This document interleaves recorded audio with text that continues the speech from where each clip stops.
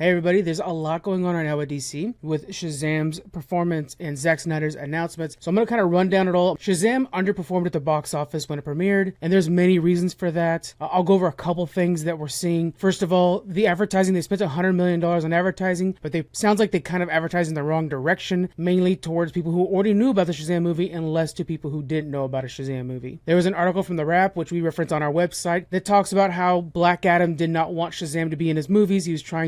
The Rock was trying to focus the films in the DCEU around his character and Henry Cavill, which we celebrated back when that was a thing. So we know that happened. Zachary Levi just came out on Twitter and basically backed up that report. So that's just fueling more of the speculation and confusion. And there's all kinds of other opinions on whether or not this movie would do well, from is Shazam a big draw? Is Zachary Levi a big enough actor? Did anybody care about his villains? All that is up for opinions. We talk about it in the Discord. Come and join us. We also have Twitter Spaces on Wednesday nights where we'll talk about this as well. Next, we have the Zack Snyder announcement, which is this Snydercon that'll take place from April 28th to the 30th down in Los Angeles. There's going to be 3 IMAX screenings of his films. There's going to be the Snyder Cut version of things. There's going to be Batman vs. Superman, and then there's going to be Man of Steel, which I liked Man of Steel quite a bit. This is all there is, really. We thought there might be a lot more to it. Maybe he was going to add a new game or comic book or something to kind of close up his end of things, but there's none of that. So really, Zack Snyder's not trying to push for the DCEU anymore, so we can kind of put that to bed. And then looking back at Shazam, we know that we have 3 more movies with the Blue Beetle, Aquaman, and Flash that are kind of the end of the DCEU. How are those going to finish off? I suspect they're all going to underperform because, like myself, a lot of people are just going to wait till 2025 to worry about DC when James Gunn's new Superman Legacy comes out. A lot of this feels sort of like the death rattle of a dying multiverse, and it's hard to invest my energy or hype at all into something that I know is kind of just going to go away. And on top of all that, I think we're all experiencing a lot of superhero fatigue on the Marvel side as well. Marvel, which was,